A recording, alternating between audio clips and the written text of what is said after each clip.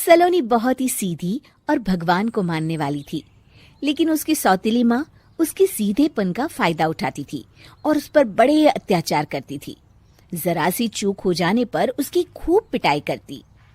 अरे सुनते हो, कोई लूला लंगड़ा देख इसकी शादी तय करो और इसे इस घर से बाहर का रास्ता दिखाओ।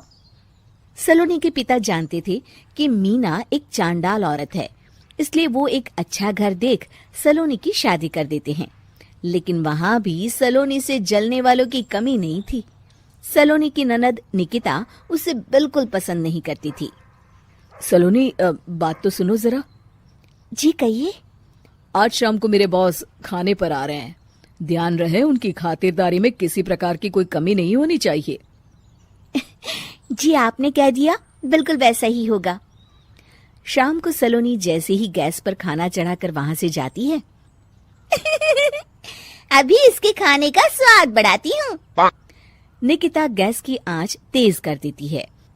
थोड़ी देर में देखते ही देखते सारा खाना जल जाता है और पूरे रसोई घर में चारों तरफ धुआं फैल जाता है। अब आएगा मजा। माँ जल्दी आओ, यहाँ देखो सलोनी ने किचन में आग लगा दी। अरे तेरा सत्यानाश हो, कल मुही तूने ये क्या कर दिया? सलोनी की सास उसे बहुत डांट फटकार लगाती है। तभी मोहन अपने बॉस के साथ घर में प्रवेश करता है।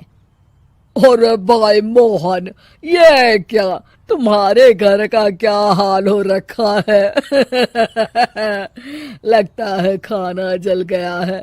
चलो खाने का प्रोग्राम कैंसिल करो, मैं अपने घर जाके खा लूंगा।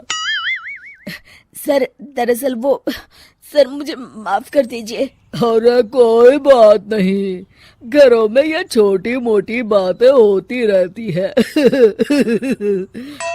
मैं समझ सकता हूँ, फिक्र मत करो, मैं नाराज नहीं हूँ और इस बात का तुम्हारे प्रमोशन पर भी कोई असर नहीं पड़ेगा। चलो अब चलता हूँ मैं। बॉस के जाते ही मोहन सलोनी पर भड़क उठता है और उसे खूब खरी खोटी सुनाता है। भगवान, मेरी माँ तो कहती थी कि अच्छे लोगों के साथ हमेशा अच्छा होता है, फिर मेरे साथ ही बुरा क्यों होता है? आखिर मेरी गलती क्या है?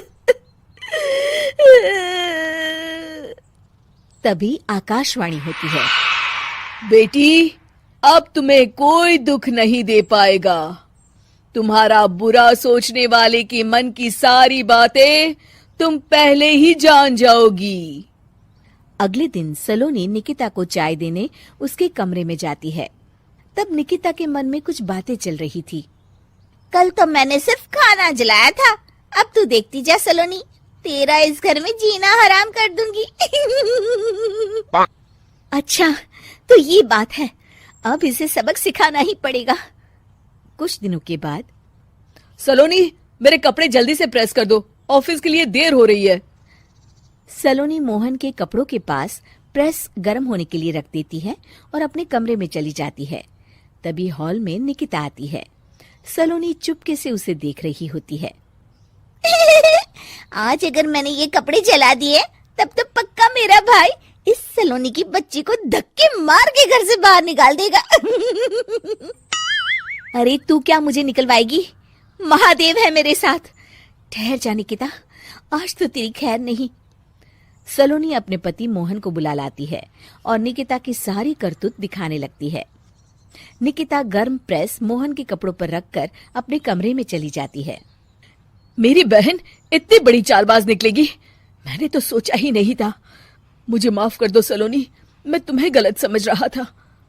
मोहन निकिता को बुलाकर उसे खूब डांट फटकार लगाता है।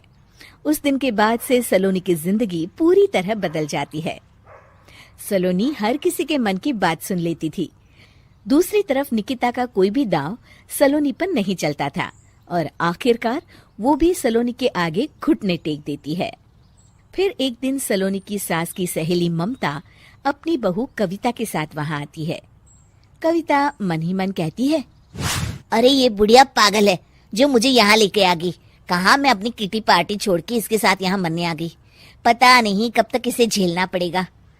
अरे ये जल्दी मरे और इसकी सारी जायदाद मेरे नाम हो जाए। सलोनी कविता की सारी बातें सुन लेती है। अरे कविता, तुम अपनी सास की जायदाद के लिए उन्हें झेल रही हो और उनके मरने का इंतजार कर रही हो। ये तो गलत बात है। सलोनी की बात सुनकर कविता बिना देर किए कहती है, अरे ये तुमने कैसे सुन लिया? ये सारी बातें तो मैं अपने मन से बोल रही थी। तुमने कैसे सुन लिया? बस फिर क्या था, ये सुनते ही कविता के बगल में बैठी उसकी सास उसकी चोटी पकड़ लेती है। क्यों रे कलमुही, तू मेरे बारे में ये सब सोचती है? मम्मी जी, मुझे माफ कर दीजिए। बड़ी आई मेरी जायदाद लेने वाली, मैं आज ही अपने वकील को बुलाकर सब कुछ छोटी बहू के नाम कर देती हूँ। चल घर चल, आज तेरी अच्छी खबर लेते हूँ। इस तरह सलोनी लोगों के मन की बातें सुन लेती थी, लेकिन धीरे धीरे सलोनी को एहसास होता है कि उसके आसपास के सारे लोग एक दिखावे की जिंदगी जीते हैं और सब एक दूसरे के बारे में बुरा ही सोचते हैं। हे भगवान, दुनिया में कैसे लोग हैं? सबके मन छल कपट से भरे हैं। मैं तो लोगों के मन की बातें सुन सुनकर तंग आ चुकी हूँ। मैं अपनी जिंदगी में अब बहुत खुश हूँ। अब आप मुझसे ये शक्ति वापस ले लीजिए भगवान। इस तरह भगवान सलोनी को दी हुई शक्ति वापस ले लेते हैं और सलोनी एक आम जिंदगी जीने लगती है।